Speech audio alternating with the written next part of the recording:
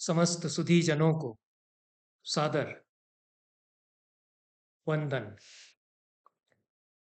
मैंने 2-3 दिन पहले कालिदास कब और कहाँ बोलते हैं इस शीर्षक से एक वक्तव्य प्रस्तुत किया था। उस पर मुझे कतिपय सुचिंतित टिप्पणियां प्राप्त हुई हैं। मैं प्रयास करता हूं कि जितनी टिप्पणियां मेरे वक्तव्यों पर जो YouTube पर मैं देता हूं उनको मैं पढ़ूं। उत्तर नहीं दे पाता और प्रत्येक टिप्पणी का सार्वजनिक रूप से उत्तर देने की आवश्यकता का भी अनुभव मुझे नहीं होता। पर किसी टिप्पणी से कुछ बात खोचने वाली लगती है, विचारणीय लगती है और उसका उत्तर देना मुझे आवश्यक लगता है, तो उस पर मैं उत्तर देने का प्रयास करता हूँ।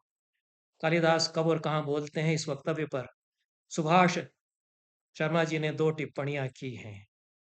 पहली टिप्पणी में उन्होंने लिखा है कि रचनाकार अपने नायक और खलनायक दोनों से ही संवाद स्थापित करते हैं। खलनायक की बातों का खंडन करके न्याय और लोकप्रिय बात अपने नायक से रचनाकार करवाता है। रचनाकार का यह कर्तव्य है। यह पहली टिप्पणी है।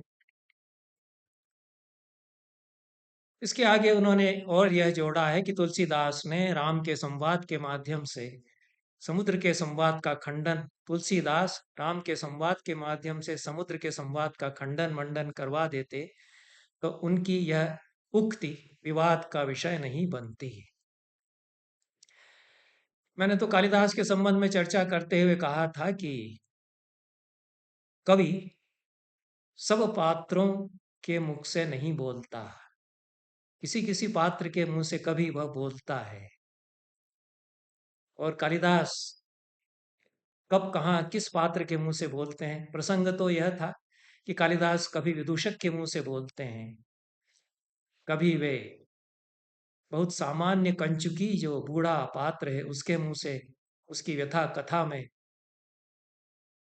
अपने समाज की अपनी दृष्टि को प्रक्षेपित करते हैं।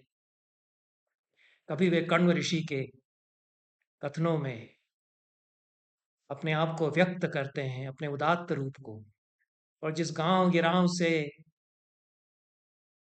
जिन सामान्य जनों के बीच से वे आए थे उनकी बात भी वे चूंकि उन्हीं में रमे हुए थे इसलिए कहते हैं, और उनके वर्ग से आए हुए पात्रों के मुंह से वे उनकी बात कहते हैं। यह प्रसंग था। उसके प्रसंग में मैंने यह बात कुछ विषयांतर करते हुए कही थी कि ढोल गंवार शूद्र पशु नारी इत्यादि जो उक्ति है वह रामचरितमानस में एक पात्र की उक्ति है। पात्र की उक्ति को कवि की उक्ति नहीं माना जाना चाहिए। बाकी सुभाष शर्मा जी ने जो कहा है कि रचनाकार का यह कर्तव्य है, तो तुलसीदास जी को कालिदास जी को वो कर्तव्य न बताएं। रचनाकार अपना कर्तव्य जानता है। बड़ी प्रतिभाएं जानती हैं कि उन्हें कब कहाँ क्या कहना है। हम यदि नहीं समझ पा रहे हैं तो हमको समझने का प्रयास करना चाहिए। कभी हर पात्र की उक्ति से सहमत नहीं होता है। काहे को तुलसीदास बार बार ये कहते फिरेंगे कि मैं रावण ने जो राम की निंदा की उससे सहमत नहीं हूं। रावण ने राम को भिखमंगा कह दिया, कुछ भी कह दिया। उस जगह तुलसीदास ने बिल्कुल नहीं कहा कि रावण की बात से तो मैं सहमत नहीं हूं। ऐसे हर पात्र की बात से यहां पर मैं सहमत हूं और यहां पर मैं सहमत नहीं हूं। तो कृपया इसको समझ लें कि इसको मेरा विचार न माना जाए। ऐसा महाकाव्य में कोई कवि नहीं लिखता। महाकाव्य की अपनी गतिमति होती है महाकाव्य में कवि की। और रसिक जनों का, समझदार लोगों का कर्तव्य है कि वो कवि की दृष्टि को समझें, तुलसीदास की दृष्टि को समझें। क्योंकि महाकाव्य आपकी रुचि से समझौता करके, आपके आग्रहों से समझौता करके नहीं लिखेगा तुलसीदास जैसा कवि। कि हम तो ये चाहते थे कि वो वहां कह देते कि हम फला फला पात्र की उक्ति से पूरी तरह सहमत नहीं है। तो सुभाष शर्मा जी के इस आग्रह से सहमत नहीं हुआ जा सकता कि उनको समुद्र की उक्ति का खंडन वहीं कर देना चाहिए था, राम के मुंह से करवा देना चाहिए था। अरे कैसे करा देते?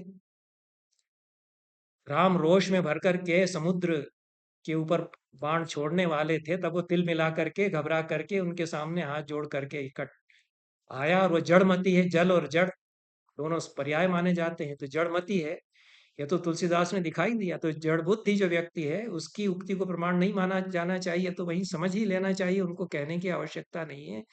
राम को खंडन करने की वहां फुर्सत नहीं थी, उनको लड़ाई का इंतजाम करना था, सेतु बनवाना था। तो वे सबको बुला करके वानरों को, और यह नहीं कहने की उनको फुर्सत थी कि आओ आओ भाई देखो, समुद्र ने मेरे सामने जो बात कही है, डुअल गंवार शूद्र पशु नारी, उस पर विचार करो। ये मनु महाराज ने कहा होगा, लेकिन हमको नहीं मानना चाहिए, या मानना चाहिए। ऐसा कुछ प्रवचन संत लोग जो देते हैं, वो राम वहां नहीं कर सकते थे। वो धीर वीर गंभीर नायक हैं, उनको रावण से युद्ध करना था। वो उस मूर्ख की उक्ति थी, और उन्होंने उसको क्षमा किया और टाल दिया। यह समाधान मान लेना चाहिए। आपको आग्रह करने का अधिकार नहीं बनता कालिदास से या तुलसीदास से कि उन्होंने उस पात्र की उक्ति का खंडन वहीं क्यों नहीं करा दिया। महाकाव्य की शर्तों का पालन करते हुए, रचना के संविधान का पालन करते हुए उनको कराना नहीं ही चाहिए था खंडन वहां पर। उनकी जो दृष्टि है उसको समझ करके हम तुलसीदास क्या कहना चाहते हैं हमको समझ लेना चाहिए। लेकिन एक बात कम से कम ध्यान में रखना चाहिए कि कभी भी हर पात्र की उक्ति को कवि की उक्ति न माना जाए।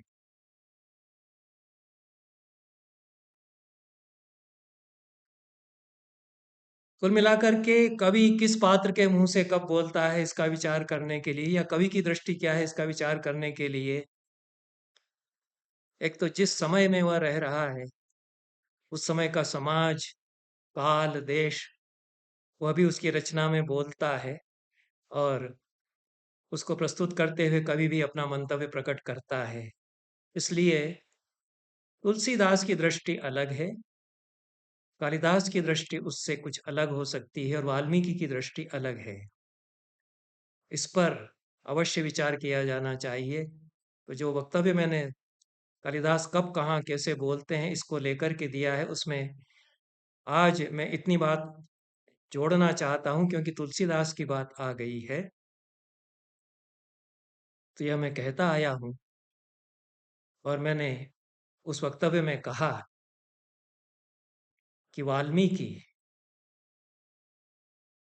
यदि बोलते हैं अपनी रामायण में किसी पात्र के मुंह से, तो वे हनुमान के मुंह से बोलते हैं।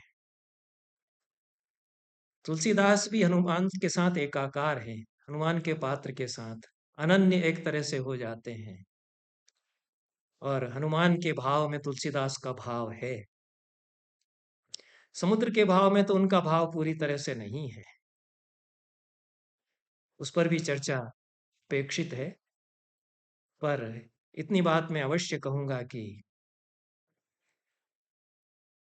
पूरी पूरी रामायण में वाल्मीकि की दृष्टि, विचार, मंतव्य एक ऋषि के रूप में, एक ज्ञानी के रूप में हनुमान के पात्र के मुख से प्रकट होते हैं। और रामचरितमानस में भी हनुमान के पात्र मुख के मुख से तुलसी की भक्ति प्रकट होती है। दोनों में बहुत अंतर है, क्योंकि वाल्मीकि ऋषि हैं, तुलसीदास संत हैं। और ऋषि की दृष्टि में और संत की दृष्टि में अंतर है, समय का अंतराल है, 2500 साल का अंतराल है। युग बीत चुका, ऋषियों का समय बीत चुका। ऋषि थे वो अतीत, अनागत और वर्तमान के पार देख सकते थे, मंत्र दृष्टा हो सकते थे।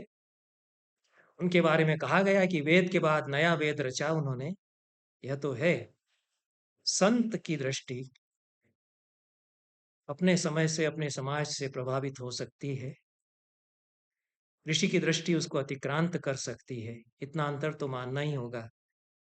इसलिए दोनों के पात्रों में भी अंतर है। इसलिए जो संत, ज्ञानी, प्रवचनकार आदि वाल्मीकि के रामायण के पात्रों पर, रामचरित के मानस के पात्रों का आरोपण करते हैं, वे अन्याय करते हैं।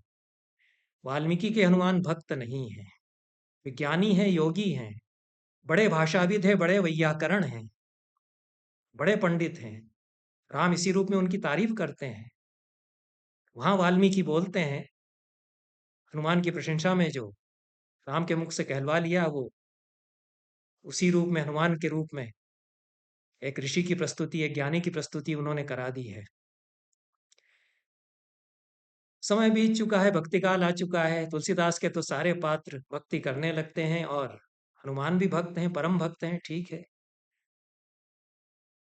ये अंतर यदि नहीं समझा जाएगा, बहुत घालमेल होगा और घालमेल किया जा रहा है। यह बात मैं इसमें जोड़ देना चाहता हूं, यह मैं पहले भी कहता रहा हूं। और किसकी दृष्टि हमारे लिए ग्राह्य, यह भी विचार होना चाहिए। जो एक तत्व दृष्टा की दृष्टि है और जो तार्किक दृष्टि भी है,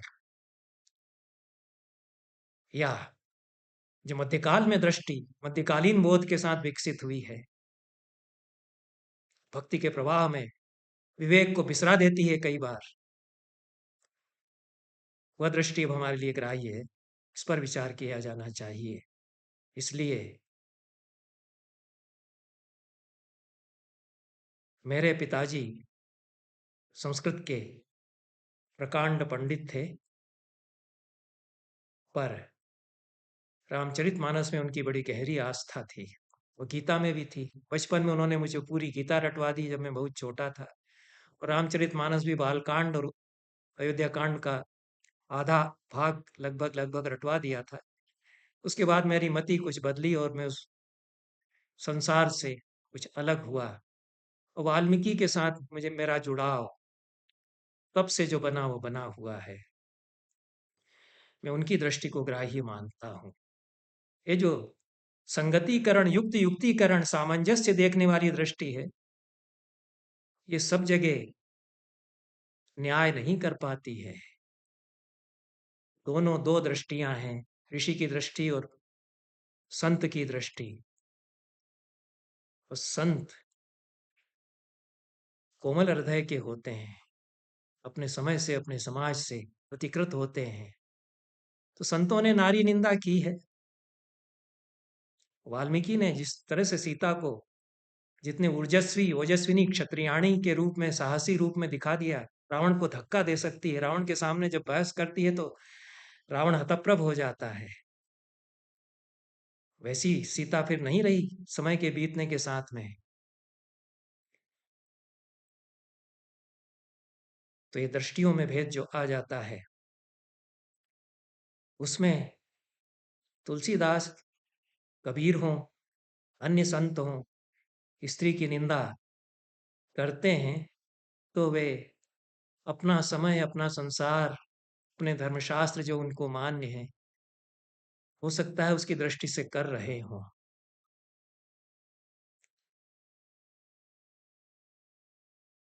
यह बात ध्यान में रखी जानी चाहिए। इसलिए यद्यपि तुलसीदास के नारी निंदा विषयक जितने कथन हैं, उनका समाधान किया जाता रहा है। और मेरे पिताश्री ने भी विशद लंबा लेख लिखा तुलसीदास में नारी निंदा के प्रसंगों को लेकर के, और उन्होंने सिद्ध किया कि वास्तव में नारी निंदा नहीं है। पर फिर भी